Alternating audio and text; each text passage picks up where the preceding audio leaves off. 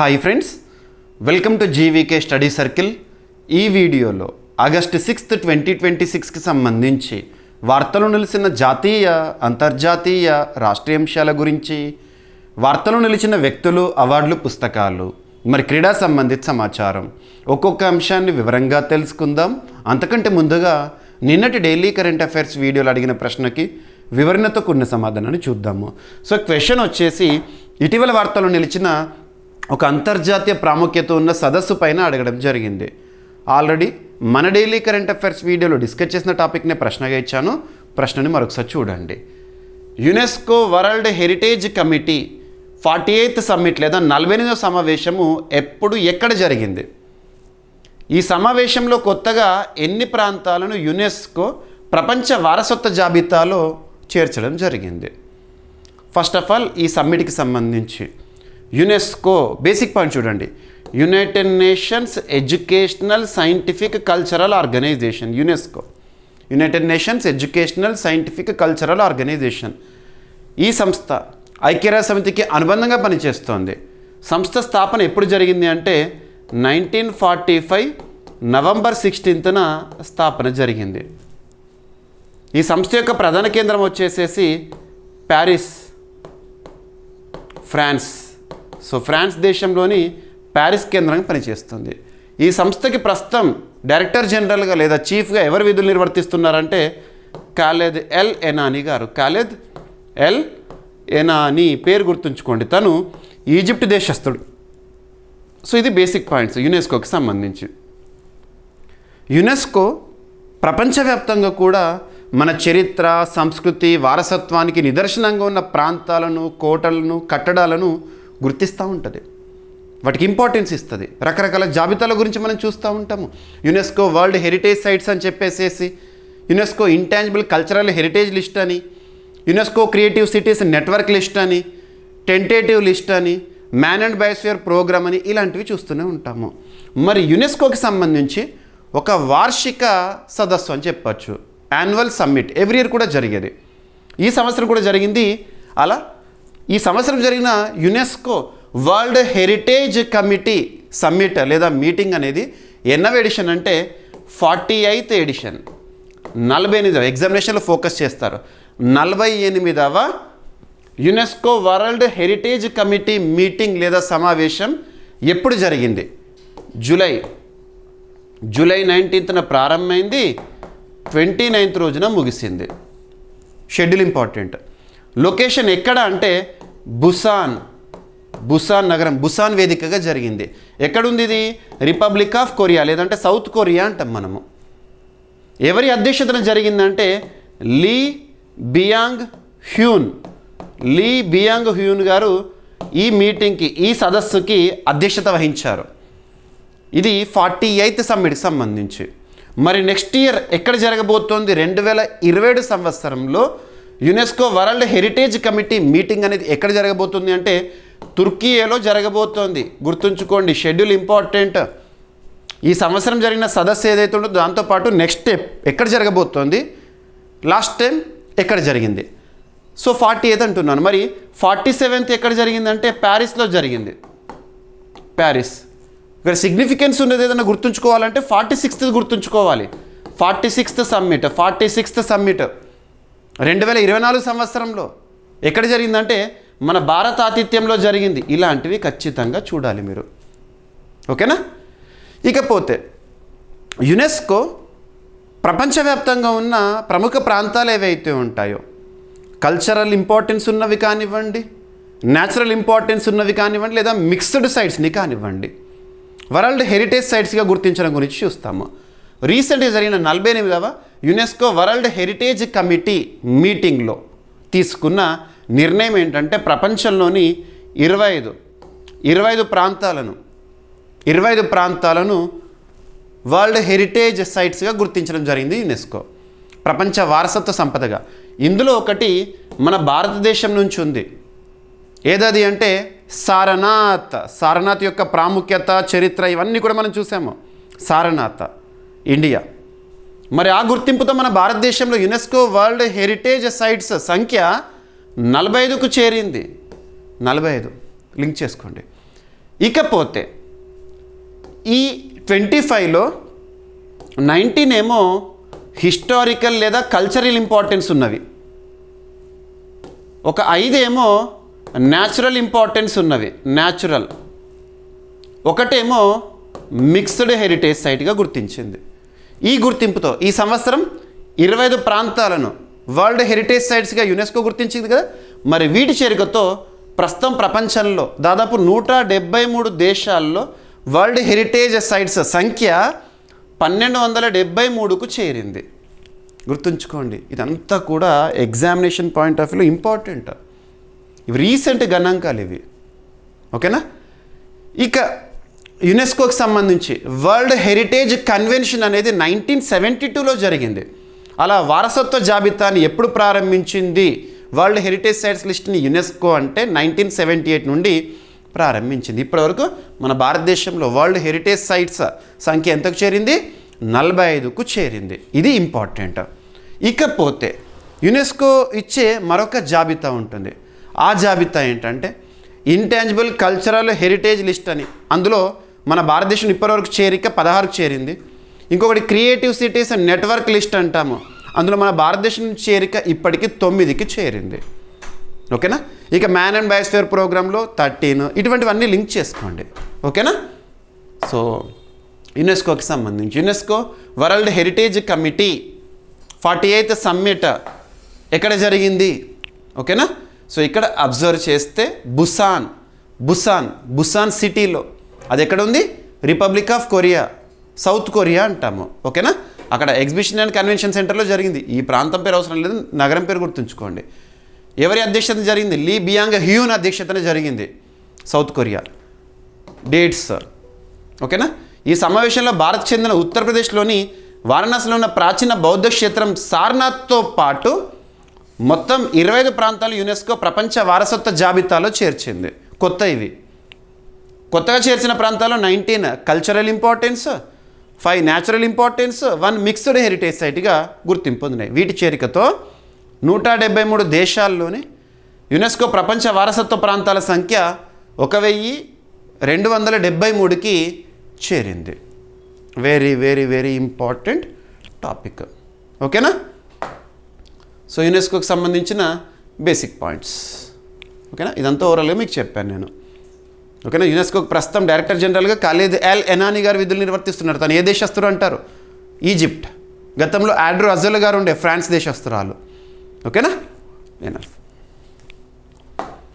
So ఈరోజు first topic వచ్చేసి supreme court ఇచ్చిన ఆదేశాలు. దేనికి సంబంధించి అంటే పర్యావరణ పరిరక్షణకి సంబంధించి. పర్యావరణ పరిరక్షణ అనగానే మన దేశంలోనే అత్యున్నత చట్టమైన రాజ్యాంగంలోని 4వ భాగంలో ఆర్టికల్ 48A లింక్ అవ్వాలి. ఒక టాపిక్ చెప్పేటప్పుడు ఆ సంబంధిత ఆర్టికల్స్ కానివ్వండి, సస్టైనబుల్ డెవలప్మెంట్ గోల్స్ కానివ్వండి, చట్టాలు కానివ్వండి, కేసెస్ కానివ్వండి, లింక్ అవ్వాలి. ఇక దేశంలోని అత్యున్నత న్యాయస్థానమైన సుప్రీంకోర్టు ఇచ్చిన కీలక ఆదేశాలు, రీసెంట్గా August 4th రోజున ఇచ్చిన ఆదేశాలు ఏంటంటే మన భారతదేశంలో వెట్లాండ్ కన్జర్వేషన్ రిజర్వ్స్ ఉంటాయి కదా, చిత్తడి నేల ప్రాంతాలు ఉంటాయి కదా, వన్యప్రాణులకు సంబంధించి కానివ్వండి, పర్యావరణానికి సంబంధించి కానివ్వండి, కీలకంగా ఉన్న ప్రాంతాలు ఏవైతే ఉంటాయో వెట్లాండ్ కన్జర్వేషన్ రిజర్వ్స్, వాటి చుట్టూ కూడా 10 కిలోమీటర్స్ మైనింగ్ బఫర్ ఏరియాగా గుర్తించాలని చెప్పేసి, సెన్సిటివ్ ఏరియాగా గుర్తించాలని చెప్పేసి, ఆ ప్రాంతంలో ఎటువంటి డెవలప్మెంటల్ యాక్టివిటీస్ కానివ్వండి, మైనింగ్ సంబంధిత కార్యకలాపాలు కానివ్వండి నిషేధం అని చెబుతూ. సో ఇక్కడ చూడండి, ఉదాహరణకు ఒక వెట్లాండ్ కన్జర్వేషన్ రిజర్వ్ ఉందనుకోండి, ఒక చిత్తడి నేల ప్రాంతం ఉందనుకోండి, లేదా వన్యప్రాణులకు ఆవాస ప్రాంతం అనుకోండి. ఆ చుట్టుపక్కల కూడా మొత్తంగా 10 కిలోమీటర్స్ చుట్టూ కూడా మైనింగ్ బఫర్ ఏరియాగా గుర్తించాలని చెప్పేసేసి, ఓకేనా.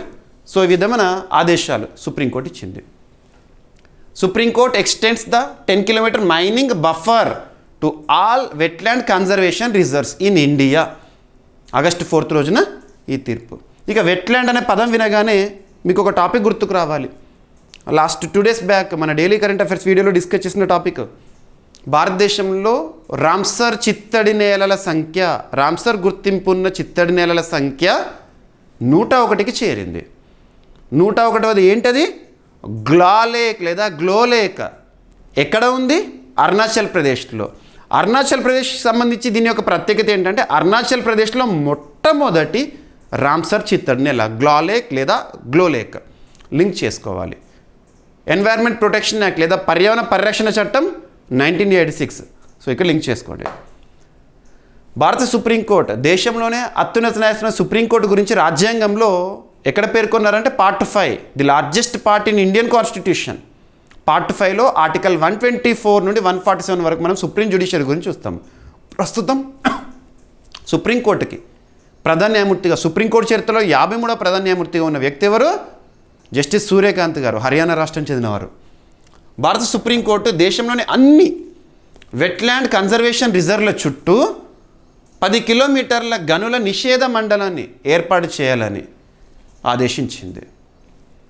2026 ఆగస్టు 4న ఇచ్చిన ఈ ఆదేశంతో ఇప్పటి వరకు ఉత్తరాఖండ్లోని అస్సన్ వెట్లాండ్ కన్జర్వేషన్ రిజర్వ్కు మాత్రమే అమల్లో ఉన్న 10 kilometres mining buffer zone, mining buffer ఏరియాని భారతదేశంలోని అన్ని వెట్లాండ్ కన్జర్వేషన్ రిజర్వ్ల చుట్టూ ఉండాలి అని చెప్పేసేసి ఆదేశాలు.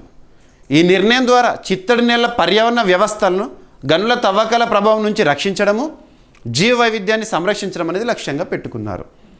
ఎనఫ్. సో పర్యావరణ పరిరక్షణలో భాగంగా ప్రస్తుతం కన్సర్న్ మినిస్ట్రీ అంటే ministry of environment, forest, climate change. Concern మినిస్టర్గా ఎవరున్నారు? భూపేంద్ర యాదవ్ గారు. ఓకేనా? ఇక మీరు పర్యావరణ పరిరక్షణ అనగానే ఆర్టికల్ 51A క్లాస్ Gని కూడా లింక్ చేసుకోవచ్చు. మన బాధ్యత, పౌరుని యొక్క బాధ్యత ప్రాథమిక విధుల్లో. వెట్లాండ్ కన్జర్వేషన్ రిజర్వ్స్ అంటే చిత్తడి నేలలు, సరస్సులు, వరద మైదానాలు, మడ అడవులు, ఇతర జలాధార పర్యావరణ వ్యవస్థలను సంరక్షించేందుకు ప్రకటించే సంరక్షిత ప్రాంతాలు. ఓకేనా? ప్రధాన లక్ష్యం చిత్తడి నేలల జీవ వైవిధ్యము, పర్యావరణ సమతుల్యతను కాపాడమే ఉద్దేశము. Wetlands conservation and management rules 2017 అమలు చేసే మంత్రిత్వ శాఖ ministry of environment, forest, climate change. ప్రధాన లక్ష్యం ఏంటి? ఈ రూల్స్ యొక్క ప్రధాన లక్ష్యం ఏంటంటే చిత్తడి నేలల గుర్తింపు, ప్రకటన, సంరక్షణ, సుస్థిర నిర్వహణ. ఎనఫ్. ఓకేనా?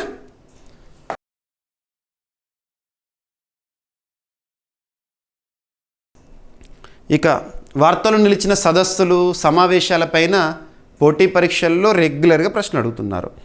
ఏదైనా ఒక సదస్సు లేదా సమావేశం గురించి పోటీ పరీక్షల కోణంలో ఏ పాయింట్స్ని చూడాలంటే ఆ సమిట్ యొక్క పేరేంటి, షెడ్యూల్, వెన్యూ అంటే ఎక్కడ జరుగుతుంది, జరగబోతోంది, theme, and at the same time ఒకవేళ సదస్సు ముగిసిందనుకోండి అవుట్కమ్.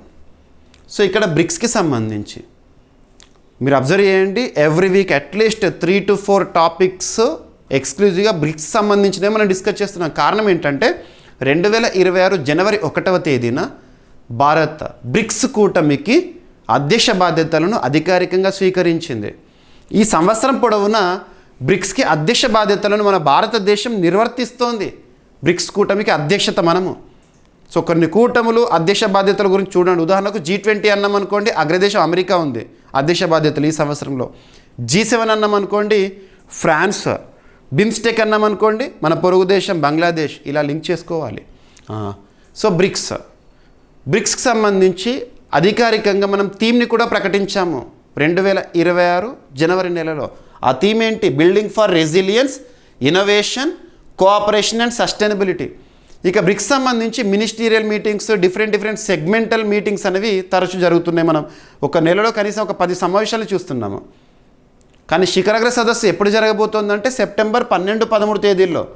సెప్టెంబర్ 12-13 తేదీల్లో 2026 న్యూఢిల్లీ, మన దేశ రాజధాని న్యూఢిల్లీ వేదికగా బ్రిక్స్ శిఖరాగ్ర సదస్సు జరగబోతోంది. ఈ థీమ్తోనే బ్రిక్స్ కూటమిలోని 11 దేశాల అధిపతులు ఉంటారు కదా, వాళ్ళు వస్తారు. మరి ఈసారి ప్రత్యేకత ఏంటంటే మనము పొరుగు దేశమైన బంగ్లాదేశ్ని ఆహ్వానించినాము. బంగ్లాదేశ్ ప్రధానిగా ఉన్న తారిక్ రెహమాన్ గారిని ప్రత్యేకంగా మనం ఆహ్వానించినాము. బంగ్లాదేశ్ బ్రిక్స్ కూటమిలో సభ్యత్వం కాదు, సభ్యదేశం కాదు. ఎందుకు చెప్తున్నంటే ఈసారి ఎగ్జామినేషన్స్లో ఆ పాయింట్ పైన అడుగుతారు. బంగ్లాదేశ్కి బ్రిక్స్ కూటమిలో సభ్యత్వం ఉందా లేదా అని. లేదు. ఇక పక్కన పెడితే కొన్ని కూటములు, ఆ కూటమిలో సభ్యదేశాలు ఏంటి, ఈ కోణంలో ప్రత్యేకంగా చూడండి. ఉదాహరణకు మీరు UPSC civil services preliminary paper చూసారనుకోండి, లాస్ట్ ఇయర్ ఈ ఇయర్ పేపర్ చూసారనుకోండి, నాటో మెంబర్ కంట్రీస్ పైన అడిగారు. నాటోలో 32 సభ్య దేశాలు ఉంటాయి, అయినా గుర్తుంచుకోవాలని అర్థమవుతుంది. యూరోపియన్ యూనియన్లో 27 సభ్య దేశాలు ఉంటాయి, ఆ మెంబర్ కంట్రీస్ ఏంటని అడిగాడు. ఖచ్చితంగా ఈ సంవత్సరం మన భారతదేశంలో జరగబోయే పోటీ పరీక్షల్లో బ్రిక్స్ కూటమి పైన అడుగుతారు. 11 దేశాల పేర్లను గుర్తుంచుకొని తీరాల్సిందే. బ్రిక్స్ కూటమి 2009 సంవత్సరంలో స్థాపన. బ్రిక్ అనే పదాన్ని కాయిన్ చేసిన వారు జిమ్ ఓనీల్, ప్రముఖ ఆర్థికవేత్త. మరి సభ్య దేశాలు ఏంటో చూసి ఇప్పుడు ఈ టాపిక్లోకి వద్దాము. సభ్య దేశాలు మొత్తం 11. ఇక బేసిక్ 5 దేశాలు మీకు ఎలా గుర్తుంటాయి? BRICS: Brazil, Russia, India, China, South Africa. 5 అయిపోయింది. Remaining 6: Egypt, Ethiopia, Iran, Indonesia, Saudi Arabia, United Arab Emirates. ఓకేనా? మరి బ్రిక్స్ కూటమి యొక్క లక్ష్యం ఏంటంటే ఆర్థిక సహకారం, దేశాల మధ్య ఎకనామిక్ కోఆపరేషన్, సస్టైనబుల్ డెవలప్మెంట్, ప్రపంచ పరిపాలనా వ్యవస్థల సంస్కరణను ప్రోత్సహించడమే ఉద్దేశము. మరి బ్రిక్స్ ఆధ్వర్యంలో ఎడ్యుకేషనల్ మీటింగ్ అనేది జరుగుతుంది. నిన్నటి రోజున ప్రారంభమైంది, ఆగస్టు 5న ప్రారంభమైంది, 6th 7th రేపటి వరకు జరుగుతుంది. సో బ్రిక్స్ విద్యామంత్రుల సమావేశము. విద్యామంత్రులు, ఎడ్యుకేషనల్ మినిస్టర్స్.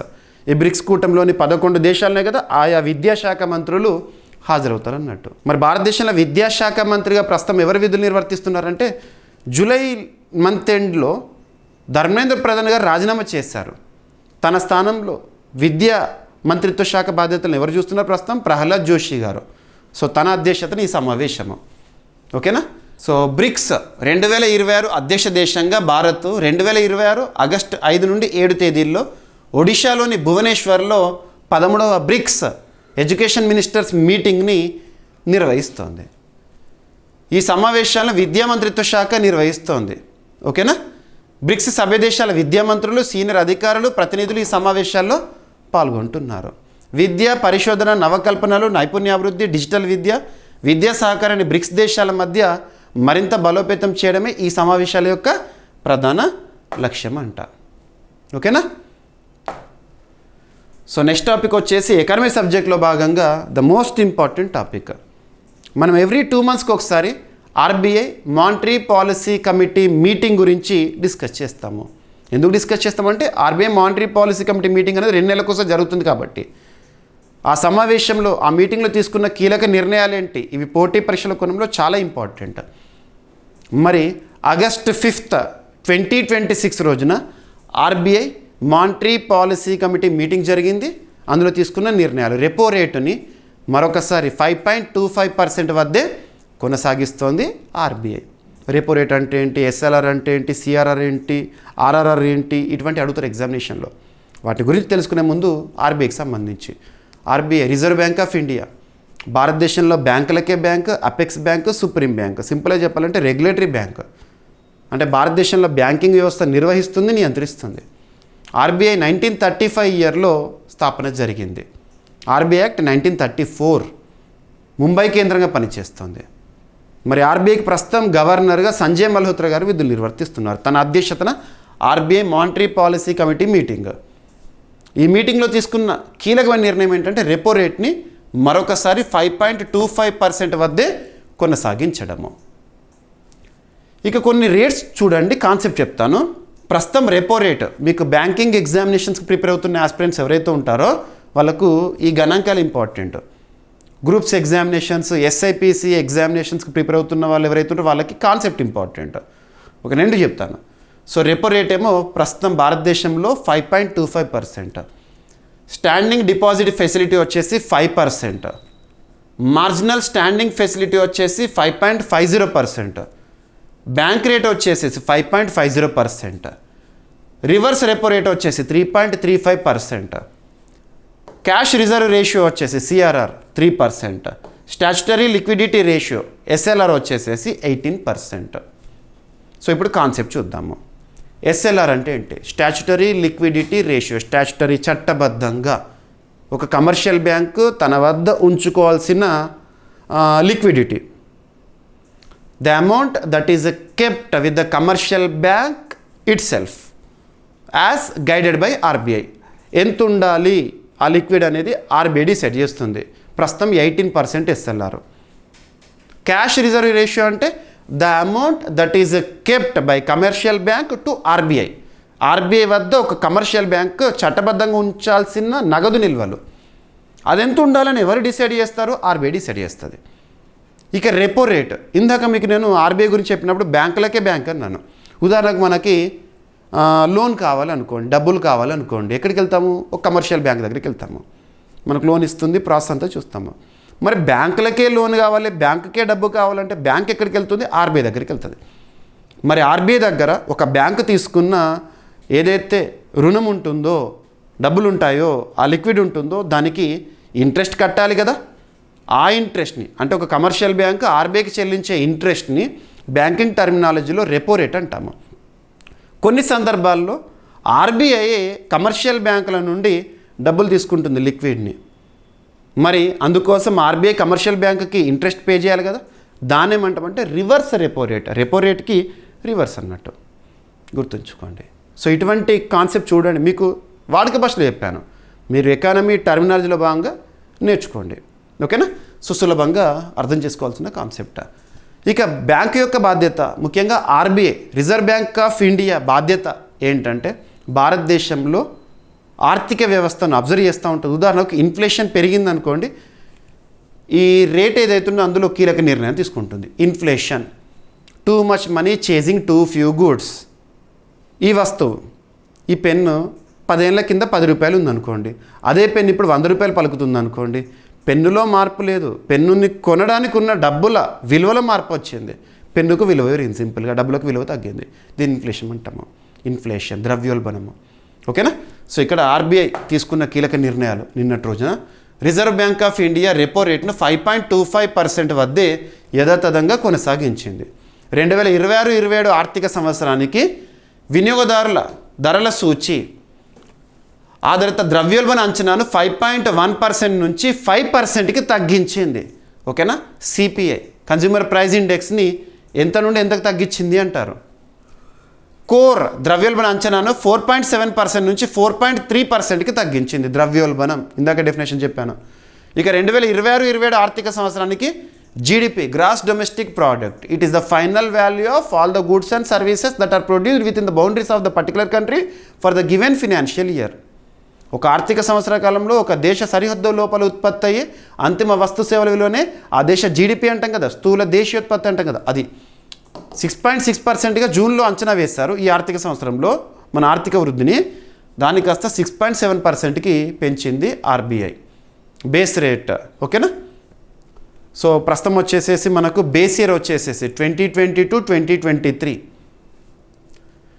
ఓకేనా? ఎనఫ్. దేశీయ డిమాండ్, తయారీ, సేవల రంగం, ఎగుమతులు వృద్ధికి అనుకూలంగా ఉన్నప్పటికీ ఋతుపవనాలు, ఎల్నినో, భౌగోళిక రాజకీయ పరిణామాలు, ప్రపంచ వాణిజ్య విధానాల అనిశ్చితులు ప్రధాన ప్రమాదాలుగా ఆర్బీఐ పేర్కొంది. ఓకేనా? రైట్. సో రెపో రేట్ అంటే ఏంటి, ఇదంతా కూడా ఆర్బీఐకి సంబంధించిన బేసిక్ పాయింట్స్. ఇక నెక్స్ట్ వచ్చేసి నీతి ఆయోగ్ వారు విడుదల చేసిన ఒక రిపోర్ట్.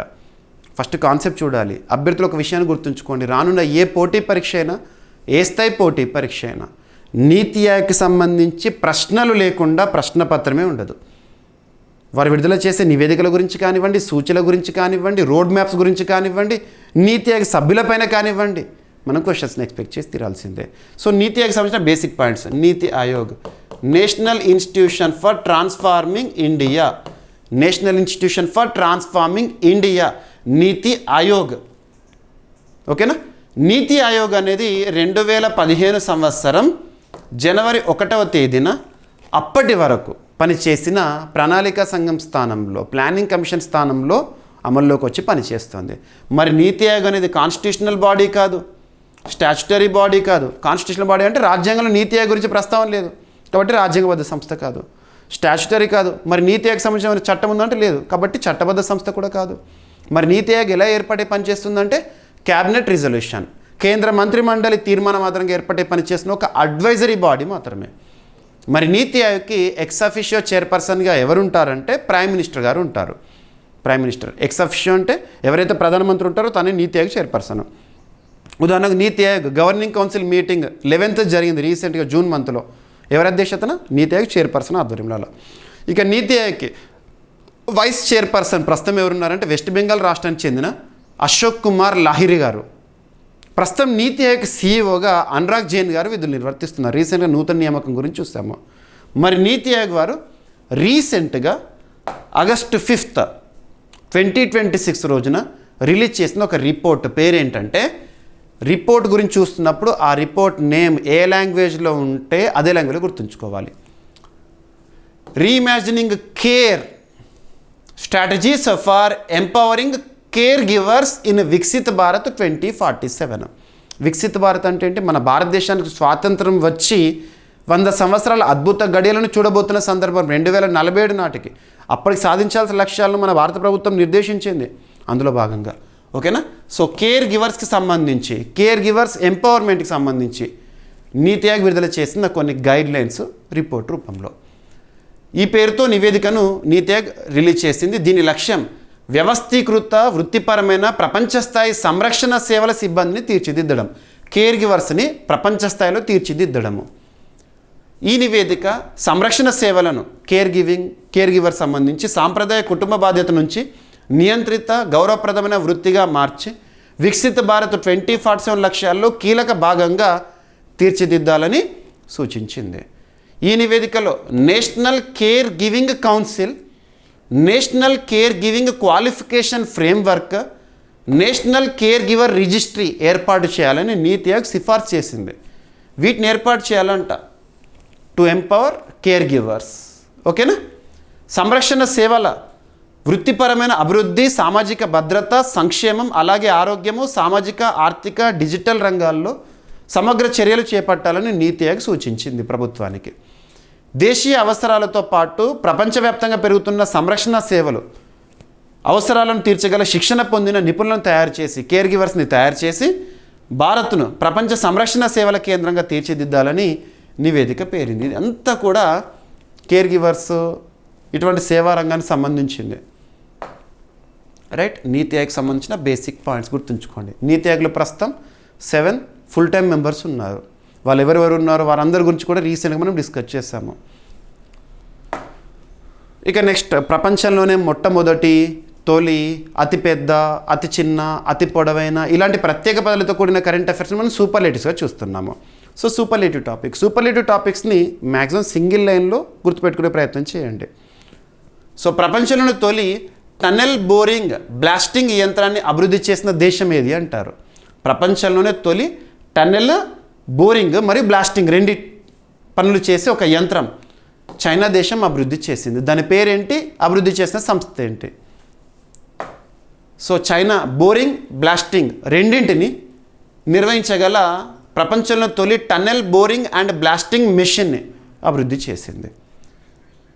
జియాంగ్లింగ్ పేరుతో రూపొందించిన ఈ యంత్రము గట్టి శిలలు, క్లిష్టమైన భౌగోళిక పరిస్థితుల్లో సొరంగాల నిర్మాణం కోసం రూపొందించబడింది. దీనిలో 4.5 మీటర్ల వ్యాసం గల కటింగ్ హెడ్ని అమర్చారు. ఇది శిలల్లో రంధ్రాలు చేయడము, బ్లాస్టింగ్ చేయడము, బండరాలను పగలగొట్టడం వంటి పనులను ఒకేసారి చేస్తుందంట. ఓకేనా. ఈ యంత్రాన్ని సింగ్వా యూనివర్సిటీ, చైనా వారు, చైనా రైల్వే గ్రూప్ సంయుక్తంగా అభివృద్ధి చేసింది. ఎవరు అభివృద్ధి చేశారు? దాని పేరేంటి? దాని ప్రత్యేకత ఏంటి? Superlative topic. మరి చైనా అభివృద్ధి చేసిన దానిపైన అడుగుతారా ప్రశ్న మన పోటీ పరీక్షలో అంటే చెప్పలేము. ఎందుకంటే ప్రపంచంలోనే ఇటువంటి ఫీచర్స్ ఉన్న ఒక యంత్రాన్ని తయారు చేయడం అనేది మొదటిసారి కాబట్టి అడగవచ్చు. ఓకేనా. రైట్.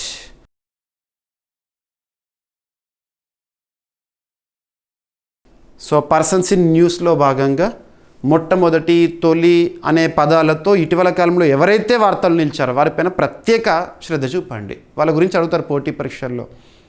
ఉదాహరణ చెప్పాలంటే geological survey of India, GSI, geological survey of India చరిత్రలో మొట్టమొదటి మహిళా డైరెక్టర్గా రీసెంట్గా వర్ష అశోక్ అగ్లావే గారు నియమితులయ్యారు. ఆ పాయింట్ మనం చూసాము ఈ వీక్లోనే. అలా సంస్థలకు సంబంధించి ఉదాహరణ చెప్పాలంటే council of scientific and industrial research, CSIR చరిత్రలో మొట్టమొదటి మహిళా డైరెక్టర్ జనరల్ ప్రస్తుతం విధులు నిర్వర్తిస్తున్నారు నలతంబి కలైసెల్వి గారు. సెబీ చరిత్రలో మొట్టమొదటి మహిళా చైర్పర్సన్ మాధవి పూరి బచ్, ఇప్పుడు లేరనుకోండి, ఇప్పుడు తుహిన్ కాంత పాండే గారు వచ్చారు అంతకంటే ముందు. ఇక అంతర్జాతీయ స్థాయిలో అయితే క్రిస్టీ కోవెంట్రీ అని ఒక మహిళ గురించి అడుగుతారు ఈసారి.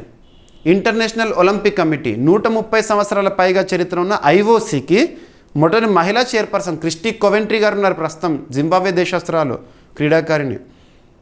అలా చెప్పుకుంటూ పోతే ఏడీసీ ఎయిడ్ డి క్యాంప్ అంటాము.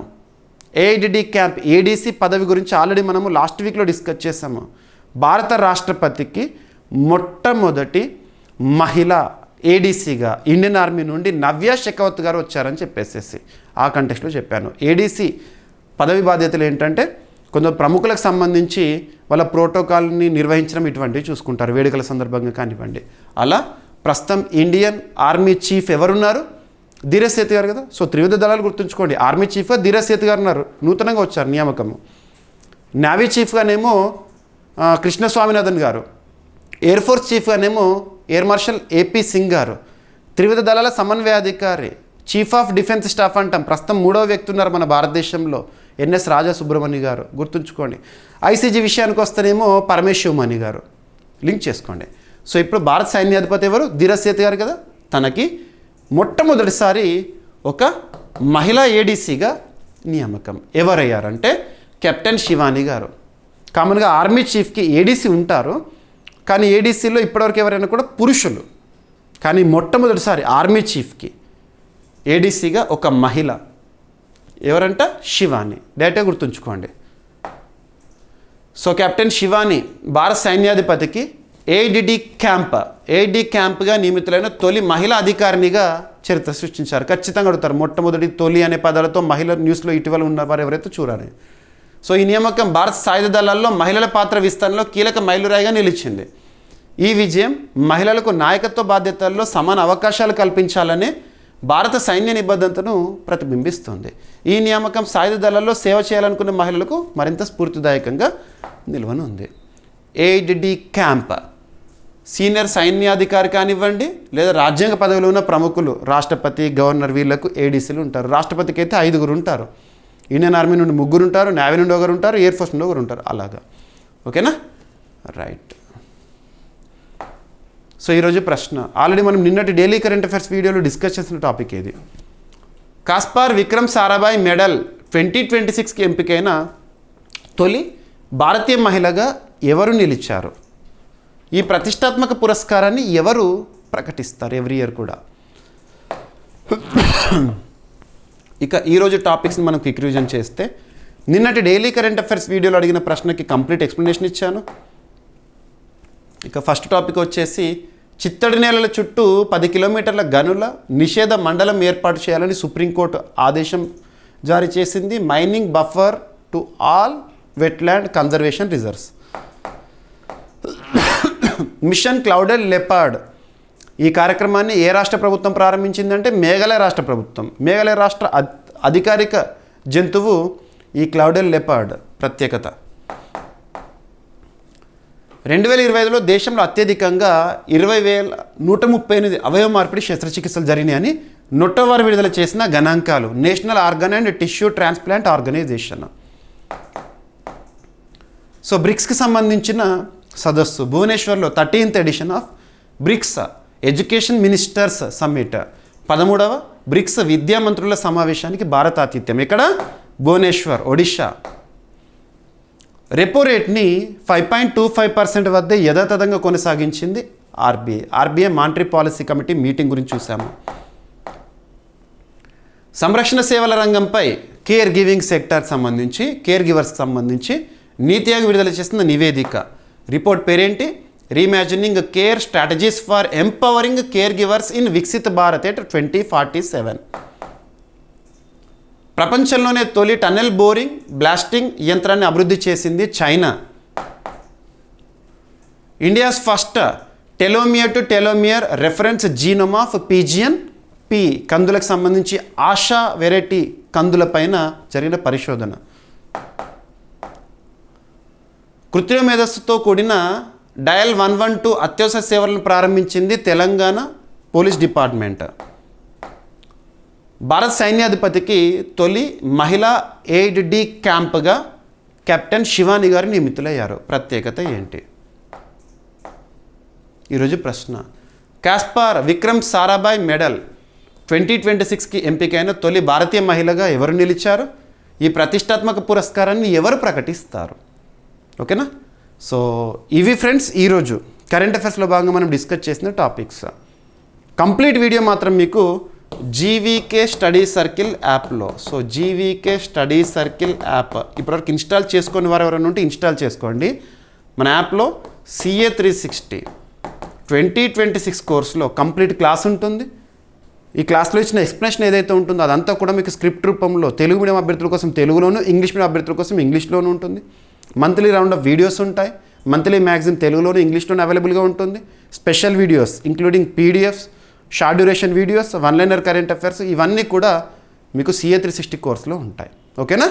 సో ఏమైనా మిస్లీనియస్ టాపిక్స్ ఉంటే నో నీడ్ టు వర్రీ, రేపటి క్లాస్లో జోడించి డిస్కస్ చేద్దాము. రేపు మళ్ళీ కలుద్దాం. Thank you.